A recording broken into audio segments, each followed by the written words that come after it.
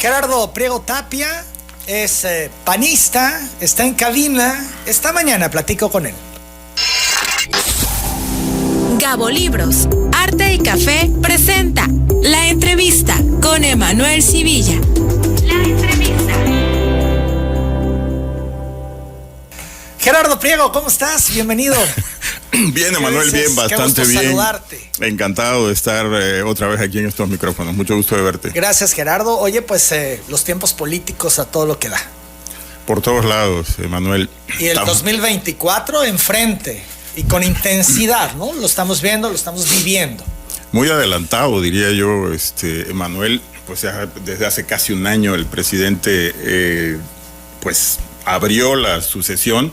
Y me parece que no necesariamente ha ayudado mucho, fíjate, porque hay tantos problemas en el país que tener a varios de los operadores principales del gobierno, como el secretario de Gobernación o la alcaldesa la jefa de gobierno de la Ciudad de México, o el secretario de Relaciones Exteriores, que ya ves que lo usaban como bombero, pues que estén en campaña, me parece que no es la mejor forma para atender a la ciudadanía. Y también los ciudadanos nos cansamos, ¿no? De tanta claro, brilla, todo 3 años de política. Muchísimo, sí. Oye, lo esencial, ¿dónde está, no? Que el anticipar los tiempos electorales, bueno, no al final necesariamente va a ser lo más positivo. Sirve para distraer a la sociedad de lo importante. ¿Tú crees que sí, fue una estrategia del presidente para ninguna duda distraer de los grandes problemas que tiene el país? Ninguna duda. Todos los días inventa algo para distraer. O sea, ya rebasamos los 150,000 asesinatos en México. Rompió todos los récords de homicidios este presidente. Es más, su archienemigo Felipe Calderón llegó a 80,000, él ya lleva 150,000 a estas alturas del sexenio. Entonces me parece que es mejor hablar de si se pelea con los gringos o con España o con el rey de España o quien tú quieras, ¿no? Con Austria, que hablar de lo que está pasando. Todo eso es una estrategia política para desviar la atención. Así lo ves tú. Yo creo, Emanuel, que la gran gracia de Obrador es que es un gran manipulador. O sea, es muy bueno manipulando opinión, pobreza, política. Entonces, normalmente, y puedes leer cualquier libro de populismo, demagogia o de dictadores en los últimos años, en las últimas décadas, y una de las principales cosas es distrae, ¿no?, a la población, que no se dé cuenta de lo que está pasando, que no permitas que se discuta eso, ¿no? Ve acabando con tus adversarios. Y me refiero no solo a los partidos políticos de oposición, sino, por ejemplo, al INAI, el Instituto Nacional de Acceso a la Información, que hoy está bajo fuego. Instituto que gracias a él, Emanuel, aunque tenía defectos, por supuesto, nos enteramos de la Casa Blanca de Peña Nieto, de la Casa Gris del hijo del presidente, de Obrador. Nos hemos enterado de muchísimas cosas que se han vuelto escándalos tremendos de corrupción en el país, antes y hoy. Entonces me parece que está siguiendo un guión de muy buena manipulación el presidente. Sin embargo, yo observo que hoy más que nunca está la apertura total para decir lo que se quiera decir por parte de quien quiera decirlo, Gerardo. Vemos a los opositores que ahora cualquiera sube un video y fija un posicionamiento. Nadie se queda con nada. Todo mundo señala, critica, incluso iniciativas del presidente que no han logrado pasar. Esto habla de un tema de poderes, división de poderes. De contención. Hoy estamos viviendo, me parece a mí, un tiempo de total y absoluta apertura. Pues sí, no, Emanuel. Estás aquí en Telereportaje, estás diciendo todo lo que quieras decir. Claro, no, y hago videos todos los días. Y haces videos, en fin, entonces, y así como tú, fuertes. Anaya, y como Anaya, otros muchos. Por eso digo... Nada más que Anaya está huyendo. Sí, digo, Anaya está fuera del país. Pero al final, lo que quiero decir es que, bueno, distraerá al presidente, pero todo mundo puede expresarse en este país. Sí, no, pero es el sexenio donde más periodistas han matado en toda la historia de México, Emanuel. Pero los actores políticos se están expresando. Sí, pero hay un constante acoso por parte de Obrador desde la mañanera, porque es su forma de gobernar, ¿no? Ahí gobierna, ahí hace, no hay una sola reunión de gabinete, pero ahí hace todo lo que dice y lo que compensa y lo que quiere distraer. Entonces a mí me parece que esta burla en la que se ha vuelto la mañanera, porque pues ves un periodista de a de veras ahí cada 3 meses, me parece todo un show. como lo hacía Chabelo, ¿no? ¿Te acuerdas aquello de la catafixia? Y es lo mismo de Obrador, ¿no? Ahí te cambia, y si sale una historia, no quiso hablar de los 1000 asesinados que hubo en Semana Santa, por ejemplo, ¿no? O sea, ¿cómo? La tragedia de los 7 asesinados en el balneario de Guanajuato ayer o antier, nada, él no dice nada. Entonces están los temas importantes, pero lo que no conviene no lo dice, ni lo reflexiona, ni sus paleros se lo preguntan ahí, ¿no? Entonces yo creo que sí es una cosa muy difícil, Emanuel, porque efectivamente hoy, como buen manipulador te decía, Obrador sabe, y esa es parte de su gracia, los negativos de la llamada clase política mexicana. Entonces, ¿por qué ves a los dirigentes de los partidos políticos de oposición agachados? No hablan, no dicen nada. ¿Por qué? Porque tienen cola.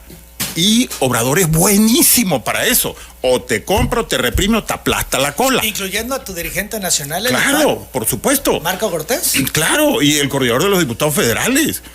El que está de coordinador de los diputados federales es el jefe de todo el escándalo del cártel inmobiliario de la Ciudad de México, ¿te acuerdas? Sí, claro. Bueno, entonces tienen en la cárcel a su ex tesorero, anda huyendo el exdelegado, y así lo tienen, ¿no? O sea, yo diría, si lo encuentran culpable, métanlo al bote ahorita. Ah, no, lo está administrando políticamente Obrador. Tenlo agarrado ahí por los pies, y cuando grite, apriétale los pies con la cola, y entonces ya no va a poder decir nada. Y es el coordinador de los diputados federales. Es un mago para eso es lo que sabe hacer Obrador. ¿Sí? 8 de la mañana, 36 minutos. Ya que estamos hablando del PAN, ¿cuál es tu diagnóstico de partido? Tú has sido, Gerardo, un crítico al interior. A muchos no les gustas adentro, sí, por claro, lo que dices y las formas en las que los dices, ¿no? Entonces, a mí me gustaría que hoy centraras tu análisis de cómo ves a tu partido. Ok.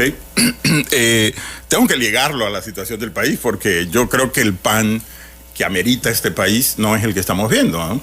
Y para mí, yo estoy mucho más metido, por ejemplo, en el tema de la Marea Rosa.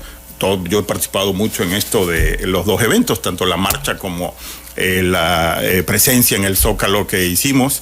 Estoy participando en las organizaciones. Ayer tuvimos un evento, no sé si lo viste, ayer y hoy, con todos los que han levantado la mano en la oposición para tratar de llegar a un gobierno de coalición, exactamente. Entonces, lo que yo veo en el PAN, siendo, como tú dices, muy autocrítico, porque soy muy crítico hacia afuera, pero también hacia adentro, pues ha desilusionado a mucha gente el hecho de que el PAN esté con ese escondido, con muchas excepciones, ¿verdad? Pero en la gran mayoría, pues no está haciendo una crítica fuerte, una propuesta fuerte. Obrador nos da todos los días tema para poder cuestionar. Va escándalo tras escándalo, ¿no? Lo de Segalmex, la forma tan absurda en que Adán está protegiendo al bandido que se llevó 15,150 millones de pesos.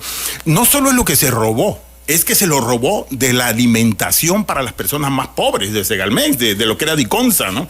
Entonces, cuando hay tanto argumento para confrontar realmente los errores de Obrador, los crímenes de Obrador, a mí me parece que la oposición está escondida, perdida, está viendo, ¿dormida? Convenientemente dormida. Pasmada. Convenientemente pasmada, o sea, está pues cuidando intereses y cuidando sus parcelitas, cuando me parece que el país demanda. Y la Marea Rosa es una clara, y todo lo que hizo Frena también son claras muestras de que los partidos no están representando a la población. Bueno, todo el escándalo del presidente del PRI, ¿te acuerdas, no? Y eso fue lo mismo, le agarraron los pies, la cola. Los audios, los videos. Claro, entonces sigue gritando y estamos agarrando la cola. El problema es que hay una etapa en que las dirigencias de los partidos tienen cola. Y ese es el gran problema. No te puedes enfrentar a un monstruo como Obrador con cola. No se puede. ¿Por qué? Porque es su principal gracia, reitero, saber cómo controlar eso, ¿no? Aspirantes de partidos de oposición a la presidencia llamaron a elegir cuanto antes el método para seleccionar al candidato único en las elecciones de 2024.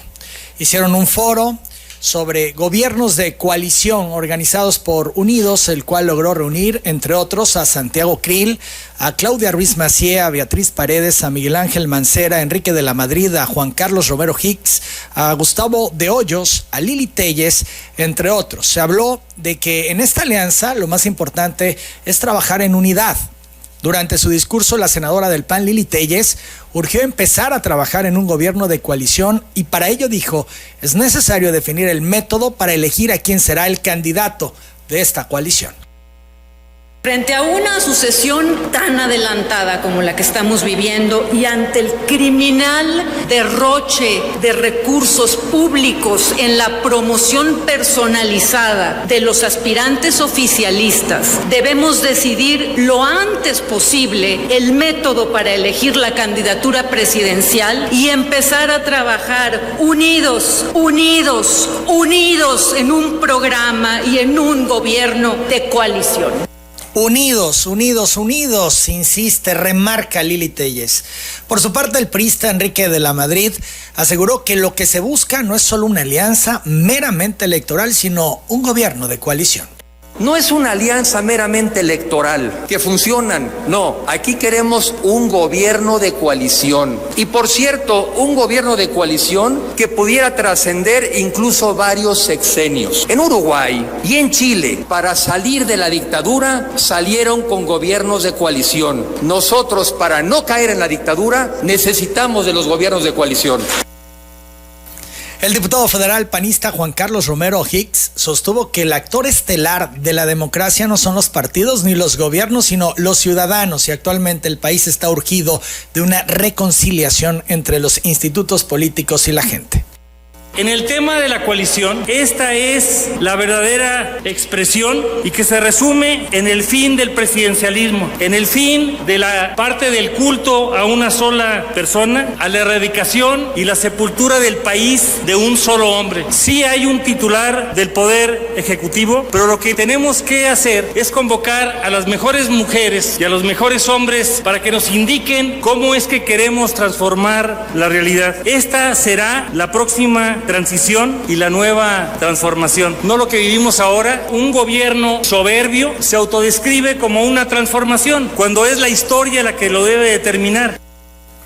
Y al señalar que se deben evitar divisiones en la oposición, el exgobernador de Michoacán, Silvano Aureoles, señaló que se deben organizar elecciones primarias para elegir al candidato.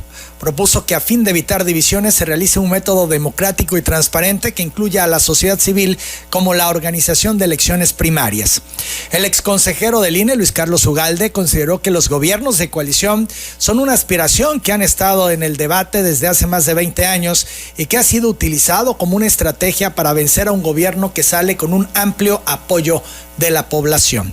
Por su parte, la senadora del PRI, Beatriz Paredes, dijo que es tiempo de definiciones por la evolución democrática del país o por la regresión autoritaria. Un gobierno de coalición es lo que se requiere, Gerardo Priego. El PAN debe de ir en una alianza. Volvemos, seguimos platicando con Gerardo Priego Tapia. El gobierno de coalición es la posibilidad real que tienen los partidos para poder ganarle a Morena o ganarle al presidente. Son las 8 de la mañana, 46 minutos. El PAN debe de ir en alianza. Gerardo Priego Tapia. Pues mire, Manuel, yo creo que eso ya es un hecho. Tú sabes que yo nunca estuve de acuerdo con la alianza, pero a estas alturas, yo siempre dije, desde hace 3, 4 años, si hubiera podido renovar al PAN, si hubiera podido abrirlo a la sociedad, si hubiera podido transparentarlo, sancionar a las manzanas podridas, que son bastantes desafortunadamente, en fin, muchas cosas que no se hicieron. Entonces, pues desde hace 6 meses dijimos, bueno, ya lo único que hay que hacer es el carril en el que van, que es esto de la alianza, que yo veo como una alianza que se justifica cuando ves la peligrosidad de lo que está haciendo Obrador. O sea, cuando ves que Obrador lleva más de 1 millón de muertos en este país, entre una y otra cosa, 1 millón de muertos, o sea, eso es más de la guerra de Corea, o sea, eso es demasiado. Entonces, otra vez, volviendo a las guerras, lo que hizo Estados Unidos con Rusia, que se unieron para acabar con Hitler, ¿te acuerdas? Bueno, pues los rusos no quieren, los estalinistas no querían a los gringos ni viceversa. Entonces, me parece que aliarse con todos los defectos que puede tener el PRD y el PRI, o los que los priistas y periodistas ven en el PAN, y que yo mismo reconozco en el PAN, me parece que ahorita es la única posibilidad. Entonces, yo creo que el método está, como decías, la solución está, que platicamos hace un rato, Manuel, en el método de selección de candidaturas. Si realmente se abre una elección primaria, que eso es abrirla a la sociedad, abrirla, que todos los militantes de todos los partidos participen en una decisión, pero con la sociedad, que la sociedad vaya y vote, yo quiero que sea esta o este, ¿no? Y yo veo una resistencia ahí, desafortunadamente, de los partidos políticos que, como te decía, están en la parcela, están haciéndole caso a los mandatos de Palacio Nacional. Entonces, si les dicen, oye, pues te aprieto la cola o cierra esa idea de las primarias, lo van a hacer, desafortunadamente. ¿Los dirigentes de los partidos sí están recibiendo línea de Palacio, Gerardo? Yo creo que a lo mejor no línea directa, pero sí, claro, entran, porque te digo que los tienen agarrados por las colas. Entonces es muy fácil. Como el caso más emblemático. ¿Y cooperando? Claro, el caso más emblemático fue Alejandro Moreno, ¿no? Es que yo que voy a acabar con ellos y no sé qué, y de repente le aprietan la cola con todo lo que tiene y ya se cayó, y otra vez muy lindo y muy amable y muy platicador con Morena, ¿no? Bueno, de hecho en el legislativo han terminado siendo aliados. Encuerados, ¿no? Los dos, sí, el primor famoso. Entonces, otra vez reitero que me parece que los partidos políticos están pasando una crisis terrible, donde la única perjudicada es la sociedad mexicana. Por eso es que se desbordó a las calles, ¿no? Con todo esto de la marea rosa, de los 8,000, como dijeron en el gobierno, que salieron a la calle, ¿no? Y si los partidos no son la opción, entonces, ¿qué le queda a los ciudadanos? Desafortunadamente es el único método para poder participar políticamente, pero yo lo que creo es que la sociedad sí tiene mucho que hacer, mucha participación. Alito estaba a punto de votar lo del ejército y lo del INE con el PRI. A punto, ya estaba encuerado. Cuando vio la marea rosa dijo, no, aquí cuando la marcha de reforma, no, aquí mejor le hago al democrático y no le entro a eso, porque la presión es mucha de la sociedad. Yo creo que eso es lo que hay que hacer. Ahí había gente que nunca ha salido a marchar, ¿eh? Digo, yo he marchado toda mi vida, pero había mucha gente que nunca había marchado. Entonces, me parece que hay 90 millones de personas en la elección del 21 que podían votar. 45 millones no votaron, Emanuel. La gran solución para cambiar este país es que toda esa gente a la que le ha avalado un pepino colorado tradicionalmente votar o participar, tiene que involucrarse. Para eso sí va a servir Obrador. Es tantas las locuras y es tanta el asesinato y el dolor y todo el dolor que ha generado, que está despertando a mucha gente que antes no se involucraba, que decía, a mí eso de la política no me interesa, a mí no me hablas ni de religión ni de política. Pues ¿sabes qué? Tienes que hablar de política. ¿Por qué? Porque eso es lo que nos perjudica a todos, si va mal, pues, ¿no? Entonces, me parece que hoy estos más de 40,000 desaparecidos que hay en México y 100,000 en total de los que no se sabe nada, me parece que ya nos llegan a todos muy cerca, pues, ¿no? Y es una negligencia del gobierno de López Obrador, no es una herencia de una circunstancia extrema. Él llega como presidente y el país vivía ya una situación de seguridad muy complicada. Claro, ese es el argumento de ellos. Lo que yo siempre contesto, Emanuel, es que justificarse con lo anterior me parece que es una excusa para no dar resultados. Pero acuérdate cuando la gendarmería, yo declaré aquí en XBT, me entrevistaron y dije, la gendarmería no va a servir para nada. ¿Te acuerdas con Peña Nieto? Entró el 15 de diciembre, me acuerdo. ¿Sí? Entró a Villahermosa, hicieron un desfile. Eso es una porquería, no va a servir para nada. Lo mismo digo ahorita y lo dije cuando hicieron la Guardia Nacional militarizada. Eso no va a servir para nada. Y no sirve para nada. Los militares no sirven para eso. Y menos cuando reprimes a los militares y los pones a hacer albañiles y construir y jalar sargazo, etcétera. Ahí creo que es una perversidad enorme la de Obrador. Es agarro a los militares para todo, menos para combatir a la delincuencia organizada. Y lo lleno de millones de pesos. El presidente no quiere combatir a los delincuentes, lo pregunto porque todos los días tiene una mesa de seguridad a las 6 de la mañana. La que no sirve para nada, por cierto. O sea, es que no sirve para nada que te levantes a las 6 de la mañana si no das resultados, Emanuel.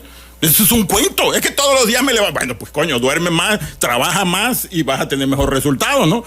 A mí ese argumento me parece tan absurdo. Voy a acabar la seguridad porque me levanto a las 6 de la mañana. Es una prioridad, lo ha reiterado el presidente. ¿Y dónde está la prioridad si llevamos 70,000 muertos más que lo que habíamos existido? Se reúnen todos los, responsables o involucrados en el tema de seguridad, el secretario de la Defensa, el de Marina, el de Gobernación, en fin, todos. La secretaria de Seguridad Pública, que es una títere, por cierto, que no hace nada. El tema es militar. Entonces, cuando militarizas un país de esta manera, Emanuel, que además es una contradicción histórica con lo que toda la vida dijo Obrador. Es que llegué al país y me di cuenta que estaba peor. Cabrón, después de 18 años, ¿Te diste cuenta que estaba mal la seguridad? ¿Cuántas veces hablamos tú y yo de seguridad aquí? Muchas. Claro, pues todos sabíamos cómo estaba el país. Entonces, a mí me parece que no tenía ni la más remota idea y entra a decir, bueno, pues vamos a hacer lo mismo que antes, pero mucho más grande. Entonces, ¿para qué quiere tantos militares si no está combatiendo la inseguridad? No la está combatiendo. ¿Cuántas veces hemos visto que patean a los soldados en el país? Es un esquema de seguridad fallido para ti. Es una tragedia fallida. Ahora, déjame decirte, por un lado, tiene a todos los militares y por otro tiene a la delincuencia organizada. ¿Cómo está eso? A ver. Bueno, como yo le decía a un amigo, mira, yo no necesito ver qué le hizo el toro a la vaca para saber que está embarazada la vaca. O sea, qué le hizo para embarazarla no lo necesito ver. Bueno, ayer apenas Obrador dijo, está ofendidísimo porque la DEA infiltró a los chapitos.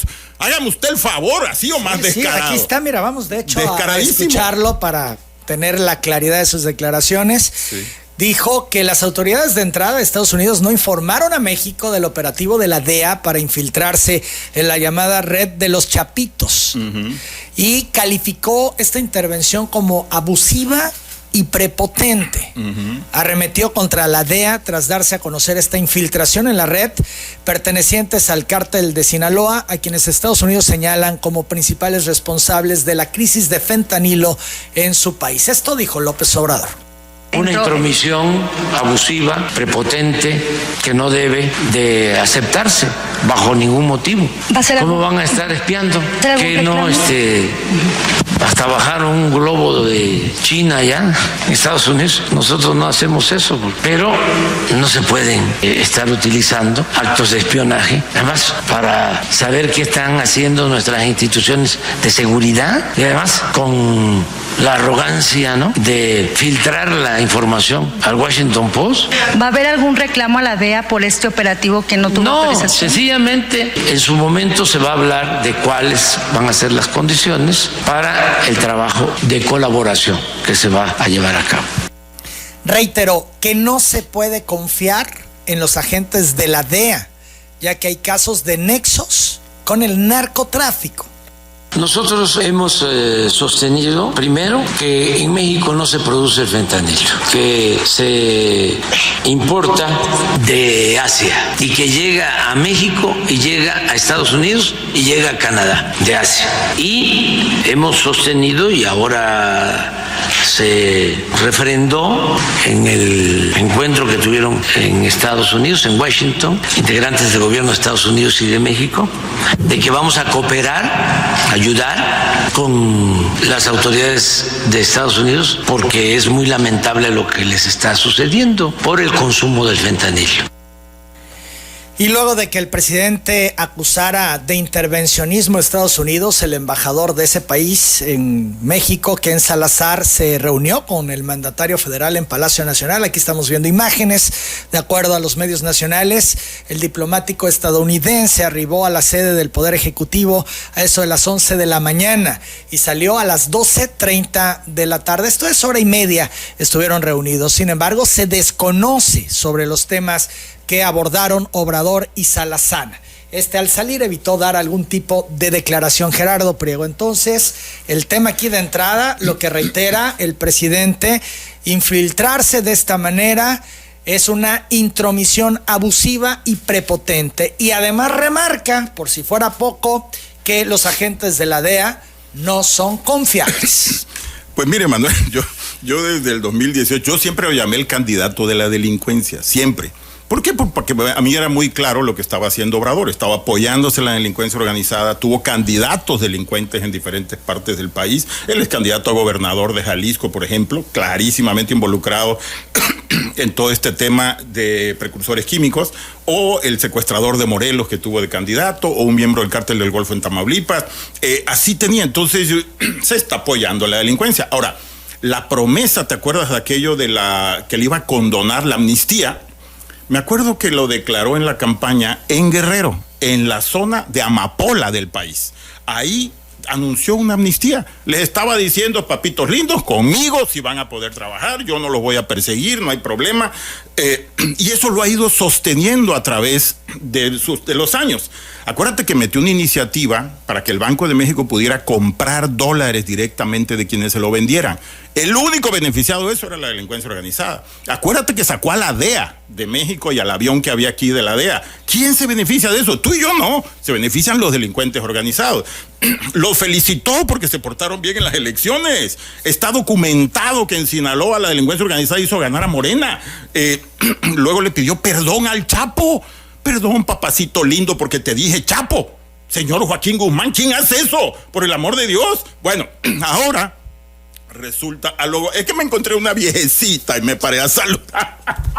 Bueno, es que creen que todos somos idiotas. O sea, me paré a saludar. Y además, es muy interesante lo que pasó con la mamá del Chapo, Emanuel, porque el saludo no fue, hola Emanuel, mucho gusto, es la mamá del Chapo, señora mamá del Chapo, el presidente de México. No, ¿qué pasó, mi amor? ¿Cómo estás? Ya recibí tu carta, ¿eh? ¿Cuántas veces se han visto antes? ¿De dónde hay esa camaradería? Y la carta, no sé si la viste luego, supongo que sí, Obrador le ponía 4 secretarios de Estado, el secretario de la Defensa, el secretario de Relaciones Exteriores, el de Gobernación y el Procurador General de la República a su servicio, a la mamá de uno de los criminales más grandes que ha parido el mundo. Miles y miles y miles de asesinatos dependen del hijo de esa señora. Le puso 4 secretarios de Estado a su disposición. Ve tú a preguntar a ver si cualquier señora de 80 años, a ver si la van a recibir. Ay, es que me topé una viejecita. No me jodas, te reitero, muchas cosas obvias que te dicen, yo no tengo que ver que el toro se monte a la vaca para saber por qué le embarazó. En ese sentido, esta semana pasada hice un video de esos. Acuérdate que fueron 6 secretarios de Estado a Washington. Sí, lo acaba de recordar el presidente. Y los recibió una asesora. Una asesora. Ningún secretario de Estado gringo, ¿eh?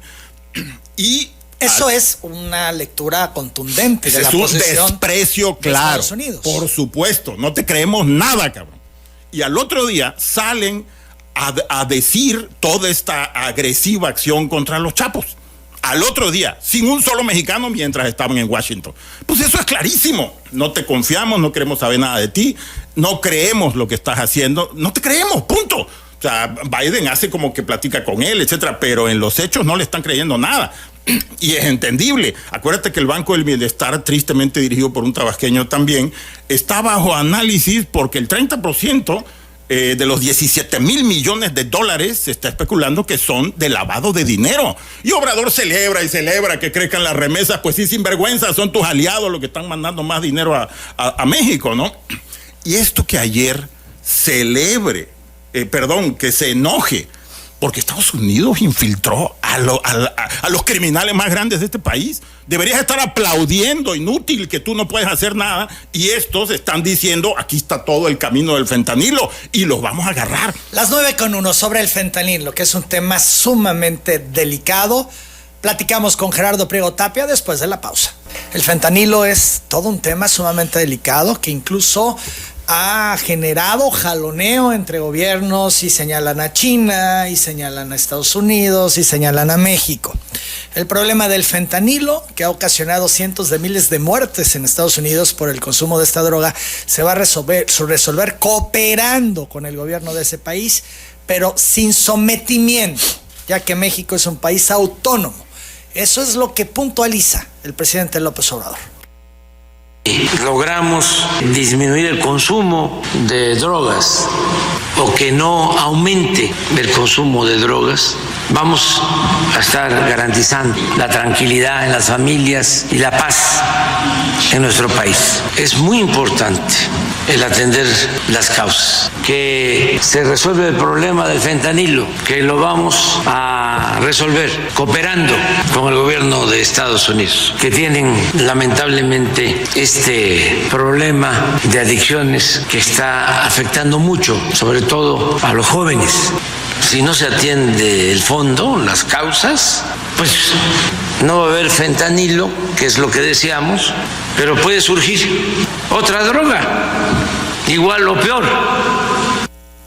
Han ido peores las drogas, como dice el presidente. El fentanilo es lo peor de lo peor. Si pensábamos que cocaína o heroína era lo peor, bueno, pues Ahora nos encontramos con que no, con que el fentanilo es mucho peor de lo que ya se conocía. Hombre, Manuel, además a la primera te puede matar. O sea, no es de que, la voy a probar y si no me... No, a la primera te puede matar. Hoy ventilaba, ayer más bien, hoy lo pasábamos, la secretaria de Salud, Silvia Roldán, de 2 casos de niños que detectaron con fentanilo y que no saben ni cómo, ¿no? Porque ahora no sabes ni dónde te pueden poner la droga. Es un tema muy serio, delicado, alarmante para este país. Y además, según la directora de la DEA, en esta rueda de prensa que dieron los altos personajes, los que no estuvieron en la junta con los 6 mexicanos que fueron, con los 6 secretarios de Estado, sí estuvieron al otro día en las ruedas de prensa que se dieron, anunciando esto histórico que dijeron.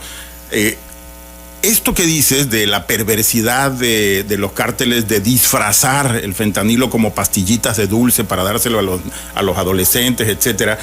Bueno, esos son los aliados de Obrador, Emanuel. Eso es lo que está defendiendo. Por eso se indigna porque hayan infiltrado los de la DEA.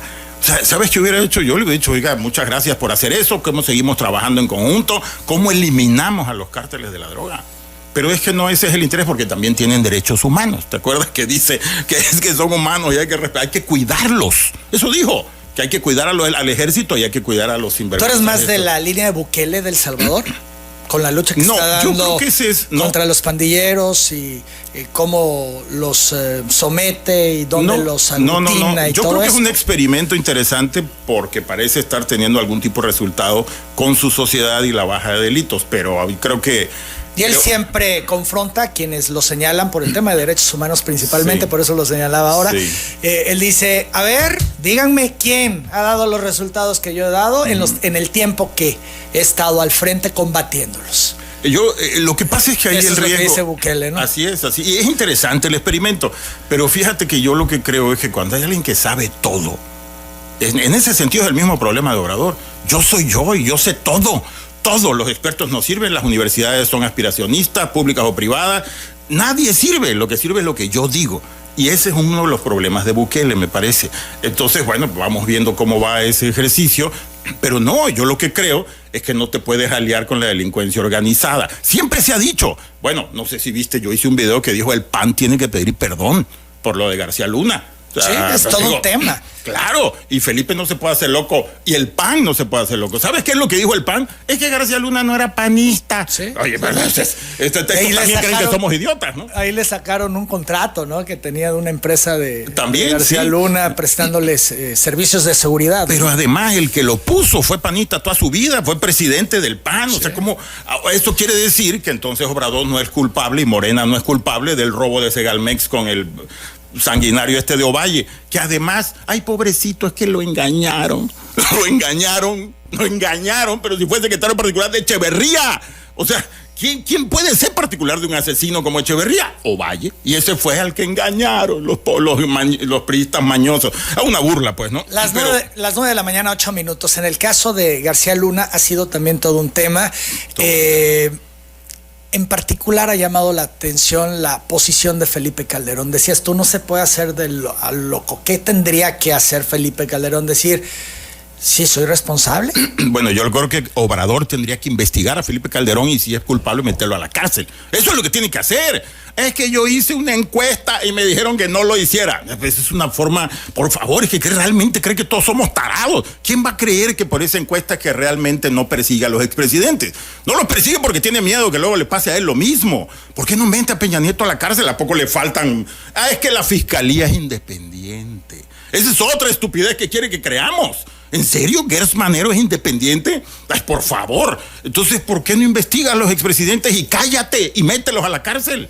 ¿Por qué no hace eso, Manuel? Calderón tiene una participación activa en política, está continuamente fijando posicionamientos. Así es. Debería quedarse callado por lo que le corresponde en el fracaso, en la lucha contra la delincuencia organizada y ahora por el tema de García Luna, Gerardo Priego. Bueno, yo creo que debería dar una explicación, pero si no la da... Él dio su explicación y él dio sus argumentos y él dio su versión y como dirías tú hace un momento, pues está haciendo al loco. Claro, pero entonces si no la da, ¿por qué no la investigan?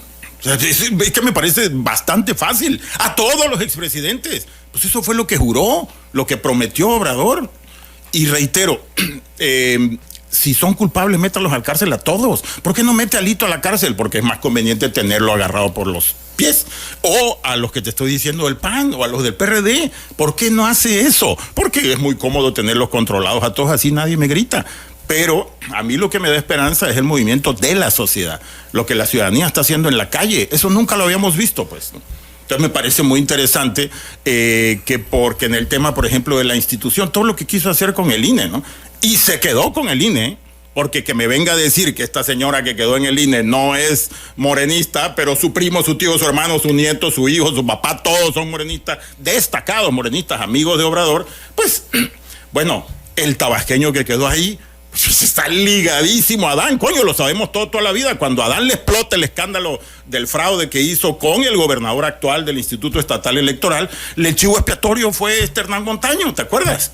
Y ahora Jorge Montaño, y ahora pues le pagan poniéndolo en el Consejo Nacional. Entonces, lo que yo creo, Manuel, es que creo que la sociedad está despertando. Mucha gente fue engañada en el 2018. Nos han dicho eso siempre, que la sociedad está despertando y que la sociedad está despertando. Yo en Tabasco no veo ningún despierte, pero a nivel nacional sí veo. O sea, esas marchas que hubo a nivel nacional de 1 millón de personas en diferentes partes del país, y reitero, gente del grupo de ingreso medio bajo, medio alto, que se dio cuenta, pues es que todos los días ataca al grupo de ingreso medio, a esa señora que tiene 5 empleados en el restaurante, al tortillero que tiene 3 empleados, ese es el grupo de ingreso medio, al que trabaja en la Secretaría de Salud, y a eso los agrede todos los días. Y si tú quieres que tu hijo vaya a la universidad, entonces es un aspiracionista, burgués, fresa, maldito, ¿no? Entonces, oye, creo que ha levantado innecesariamente un coraje enorme en un grupo muy amplio de la población,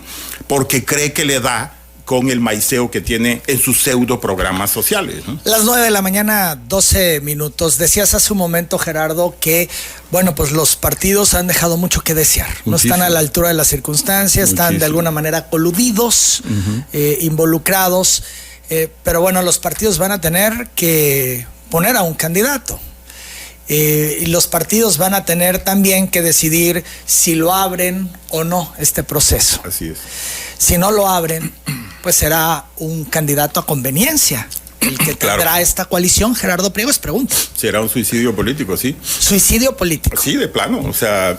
La única manera, entonces, en tu visión y análisis, es que se abra, que se haga esta primaria, que participen todos los que quieran, pero de a de veras. Claro, de a de veras, porque si no, yo veo muy cómodos a los dirigentes diciendo, oye, vamos a preocuparnos para el 2030, esto pues casi ya está perdido, entonces tú olvídate, y eso es muy... ¿Así los ves? Yo, sí, no lo dicen públicamente. ¿Tú has platicado con tu dirigente Marco Cortés? No, porque eso se pega, pero no, yo simplemente... ¿Cero relación con la dirigencia? Tengo mucha comunicación con panistas muy importantes, pero con ellos no tengo plática, ¿no? Digo, no ha habido necesidad, pero... Pues es la dirigencia de tu partido, la nacional. Sí, pero mira, ya me ha pasado antes, cuando hay un atarantado en la presidencia del PAN, yo prefiero retirarme, seguir haciendo mis actividades como ciudadano, políticas y no políticas. Acuérdate que presido una fundación, estamos muy activos. ¿Esto es lo defines como atarantado a Marco Cortés? A Marco Cortés, a Mario Delgado, a Alejandro Moreno, a Obrador, o sea, digo, desafortunadamente creo que hay una camada de políticos en el país que no nos está ayudando a la República. Ahora, ¿qué liderazgos tiene el PAN para poder dar esta pelea, para poder dar esta lucha? Son las 9:14, la pausa, regresamos, seguimos platicando con Gerardo Priego Tapia. ¿El PAN tiene liderazgos que puedan dar la pelea? Gerardo Priego.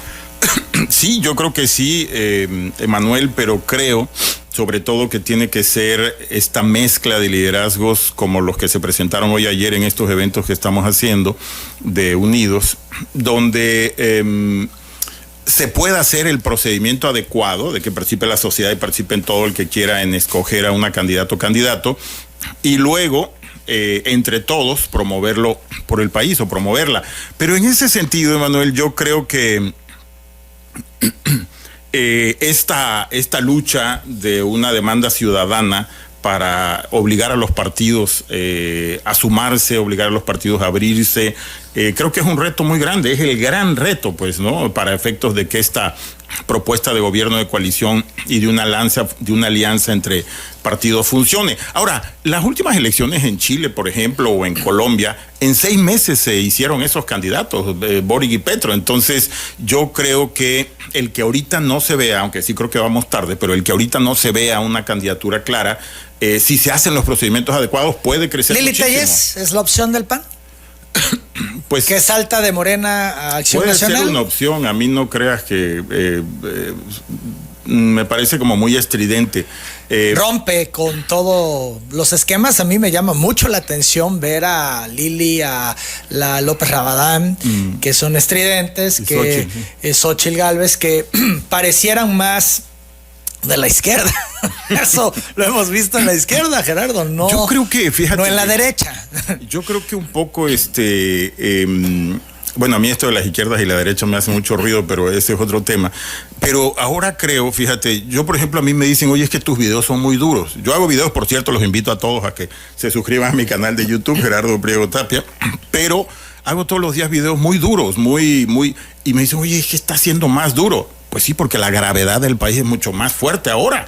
Yo estoy preocupadísimo, Emanuel, no es una broma, estoy seriamente preocupado por todas estas desviaciones. Nosotros tendíamos a tratar de que se pusieran cada vez más candados para que no pudieran participar delincuentes en política, y ahora resulta que son los aliados y los protegidos desde la presidencia de la República.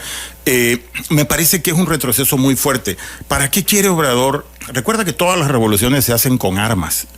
Y todas las armas de este país las tiene Obrador. En la mano derecha tiene el ejército y en la mano izquierda tiene la delincuencia organizada. Todos están con él. Entonces, a la hora que tú quieras reclamar algo, ¿cómo vas a poder reclamar si te van a poner una bota y una metralleta en el cuello? Entonces, cuando yo oigo este argumento tan absurdo, es que la soberanía y que nos vinieron a invadir y nos quieren invadir y nos vinieron a infiltrar y todas las onceras que dice Obrador sobre eso, yo lo que estoy oyendo es, no se metan con los míos. No vengan aquí a querer agarrar ustedes. Yo si quiero les doy uno que otro, pero no se vengan a meter. A mí me parece que la soberanía hoy está en la punta de las metralletas de la delincuencia organizada. Ahí está la soberanía. Entonces, ¿qué es lo que tenemos que hacer con ayuda internacional, no nada más de Estados Unidos, de donde sea? No de Cuba, de Venezuela, de Nicaragua, donde se está ayudando este hombre. ¿Para qué sirve esa ayuda? ¿Ya viste que le están comprando toneladas de piedra a Cuba? Pues es una forma descarada nada más de apoyar a su dictadura, como está haciendo apoyando al de Nicaragua con el cónsul de Coahuila, ahora que supimos cuando se quemaron los 40 inmigrantes, que por cierto también tiene protegido a su compadre ahí, el que es el del Instituto Nacional de Migración.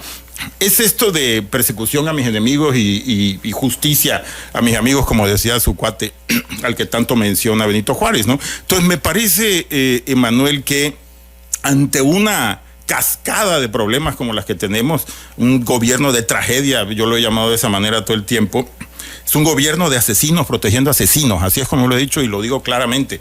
Yo nunca le voy a perdonar a Obrador lo de los 5,000 niños y niñas con cáncer, nunca. Esos niños estaban vivos, les quitó el seguro popular y se empezaron a morir. Yo he caminado 2 veces la Ciudad de México con los papás y mamás de los niños con cáncer y es una tragedia, Manuel. Eso es meterse con lo peor, pues, que es la última frontera que puedes pasar, y Obrador la pasó desde el principio. Entonces, ante una cascada de esas, no tener plataformas políticas de oposición con liderazgos, hombres y mujeres del tamaño que amerita la crisis que hoy tiene México, es una pena, es una lástima, es una tragedia, pero la sociedad está reaccionando. Déjame decirte, yo soy muy optimista porque en el 2021, en su cueva, en la Ciudad de México, le ganó la oposición la mitad de la Ciudad de México, la mitad. Luego no pudo imponer a la presidenta de la Suprema Corte de Justicia, es más, sacó un voto, el de ella nada más. Luego no pudo hacer ni el plan A ni el plan B en el Instituto Nacional Electoral. O sea, Obrador ya no es aquel que tenía engañados o convencidos o atemorizados a muchos. Obrador es ya para muchos un loco que está en el poder, y para mí también, y hay que unir las fuerzas de todo mundo, sociedad y partidos de oposición, para sacarlo. Aunque debo decir también, ninguno de los tres que está siendo propuesto como precandidatos de ellos, descaradamente haciendo elecciones hoy ilegalmente, pero ninguno de los tres está tan loco como Obrador. No, ese es único, ahí sí. O sea, no nos puede ir peor con cualquiera de los tres, aunque tengo mis serias dudas sobre el otro tabasqueño, ¿no? Las 9:23 a.m. En tu caso, ¿vas a participar en el 2024? ¿Tienes algún interés, Gerardo Priego? No tengo ningún interés, pero sí voy a participar en que esta locura se acabe, ¿no? Definitivamente. ¿Pero tú tienes alguna aspiración política, más allá de trabajar en que esté pensando en una candidatura? No. Pero sí quiero ser parte, lo estoy diciendo todo el tiempo, no me puedo despegar de eso. En Tabasco el PAN no existe y no le interesa al CEN, por lo menos eso se ve, no vienen desde hace no sé cuánto, en fin, todo lo que pues sucede aquí que no sucede. Sí, totalmente. Y siempre no tiene remedio el PAN en Tabasco. No, yo creo que sí, pero creo que no se están haciendo las cosas correctas, pues, ¿no? Creo que siempre ha habido esta... mira, yo siempre he dicho en broma, y me parece que en broma y en serio, me parece que eso ejemplifica el lugar donde está el Comité Estatal del PAN. Eso se lo regaló el gobierno al PAN. Ahí es el pecado original. Eso es mucho de lo que pasa. Ahí, ese es el origen. Es mucho de lo que pasa en el PAN en diferentes partes del país, no solo en Tabasco, en donde no es tan fuerte, entonces es más cómodo ponerse de acuerdo con el gobierno. No digo que esté pasando eso ahorita, pero sí digo que ha pasado muchas veces. Entonces, eso no es lo que debes de hacer para atraer al grupo ingreso medio de la sociedad tabasqueña o para demostrarle los errores que tiene el gobierno del Estado. El gobierno del Estado es un pancito, o sea, digo, perdóname, pero lo que te decía y siempre digo, es que en Tabasco, desde hace 30 años a mí me dijeron, Gerardo, acuérdate que el gobernador de Tabasco es uno de los pocos estados donde el que viene siempre va a ser peor que el que está. Y yo pensé en el pasado que ya teníamos suficiente, pero cuando oigo a este gobernador, digo, ¿de dónde lo sacaron? O sea, ¿cómo fue posible que la sociedad tabasqueña permita que una cosa así la gobierne? O sea, bueno, es que tiene que ver con la sociedad. Si la ciudadanía tabasqueña sigue callada, sigue sin levantar la voz, sigue sin cuestionar, me parece que vamos a seguir teniendo estos pésimos gobernantes, ¿no? O sea, nos roban y nos roban y nos roban. La estafa maestra, aquella que se compara ahora con Segalmex, ¿te acuerdas? Eran 7 universidades, 5 eran tabasqueñas. O sea, el fraude fue Tabasco, pues. ¿Y qué pasó? Nada, absolutamente. Y así nos robó Núñez y nos robó, y todos nos roban, y no pasa absolutamente nada porque la sociedad tabasqueña no habla. 9:25. El ex candidato presidencial Ricardo Anaya criticó la compra del gobierno de México de 13 plantas eléctricas a la empresa Iberdrola. Sacó un nuevo video. López Obrador ha tomado algunas decisiones absurdas, otras graves, otras malas. Pues la compra de las plantas de Iberdrola es las 3 cosas. Y es además un muy buen ejemplo de por qué López Obrador no quiere que puedas pedir información a través del INAI. Lo de la supuesta nacionalización de la industria eléctrica es otra gran mentira de López Obrador. ¿Ricardo Anaya tiene alguna posibilidad de ser el candidato, Gerardo Priego, cuando ni siquiera está en México? Pues yo creo que no se puede descartar a nadie, Manuel, pero yo creo que como que sí le bajaron mucho los bonos con esto de que no está aquí. Probablemente creo que le hubiera funcionado mejor enfrentar los señalamientos, pero pues para eso necesitas tener una decisión de enfrentar al Estado mexicano, al gobierno mexicano, pero creo que le hubiera ido mejor de esa manera. Fíjate que llamó la diputada Soraya Pérez, que te manda muchos saludos, Gerardo, que el evento de María Rojas sobre gobiernos de coaliciones es excelente, que sus felicitaciones para ti, que metió una iniciativa para que haya un gobierno de coalición en Tabasco también, pero no hay intenciones de Morena de dictaminarla, es lo que precisa Soraya Pérez, que te saluda. Un abrazo muy fuerte, Soraya, para ella y para toda su familia. Por otro lado, Alondra Y coincido Sandoval, con eso, en Tabasco también podría ser una buena opción, pero no la va a dejar pasar Morena. Pues. Alondra Sandoval Montejo felicita a Gerardo Priego por esta entrevista, espera que estén las boletas en el 2024, que cuentas con su apoyo. Ramón Magaña gracias, te pregunta, Gerardo, ¿por qué siempre habla con tanto rencor hacia López Obrador? ¿Cuál es la situación? ¿Por qué con tanto rencor? Dice Ramón Magaña. Si tú, don Ramón, si usted ve mis entrevistas en XBT, me acuerdo una que me hizo tu sobrino, Juan Pablo, ¿no? Y el titular fue un panista que simpatiza con Obrador, me acuerdo, algo así. Yo siempre he dicho que Obrador era necesario para México, pero yo siempre lo vi como opositor, se lo dije a él varias veces. A mí me parece que un opositor como tú y muchos como tú son necesarios, pero Dios no libre que algún día llegues a tomar una decisión de gobierno, de gobierno federal, porque en la jefatura de gobierno de la Ciudad de México es diferente. Ahí tienes muchos contrapesos, pero en la presidencia de la República no hay contrapesos en este país. Entonces era muy riesgoso. Pues los hay en la Corte, en el Legislativo, y lo hemos visto. Ahora mismo tú dabas cuenta. Lo hemos visto. Es que Obrador cometió un error, se confió y en vez de hacer esos cambios en los primeros 3 años se esperó. Pensó que todos los 6 años iba a tenerlo. Ahora, afortunadamente, tener a tal orate en la presidencia, Emanuel, ha despertado a mucha gente, despertado a muchas instituciones. Por ejemplo, el INE se atrincheró, digamos, ante las agresiones de Obrador. Las organizaciones de abogados, de doctores, es que a todos los ha vilipendiado y a todos los ha ofendido y agredido. Me parece que con algunas contradicciones importantes. Pero no, don Ramón, no es una cosa personal. Yo estoy muy enojado, como lo he estado con todos los exgobernadores de Tabasco. Todos. A ver, déjame decirte una cosa, Manuel. Yo siempre he estado muy molesto con la situación de México. Siempre. Y de Tabasco. Nunca hemos estado en el potencial real que tenemos. Pero hoy es una tragedia lo que estamos viviendo. Entonces, es que hablas muy fuerte contra los gobernantes. Toda la vida lo he hecho. Bueno, pues a ti te consta, todas, y independientemente del partido político. No nos extraña ni tu tono ni tu forma. Exacto. Lo hemos visto siempre. Digo, en el PAN, mis confrontaciones con Calderón son muy conocidas. ¿Sí? Pues, ¿no? Claro, por las diferencias que teníamos de implementación de la guerra contra el narcotráfico. Yo siempre pensé que estaba bien lo de la guerra, pero no en las calles. O sea, estaba bien con inteligencia, con sistemas de espionaje, y estaba bien quitándoles el dinero, pero no en las calles, ¿no? Y esa era una diferencia muy importante que teníamos, o cómo controló y manipuló al PAN, se salió del PAN, luego metió a la esposa, está ahorita, o se metió Margarita y ahí está de diputada, pero él no está en el PAN, y iban a hacer otro partido. Pues unas cosas así medio retorcidas todo, ¿no? Entonces, don Ramón, si usted ve, yo critico también a los de un color y a los de otro, y a mi familia y los de enfrente.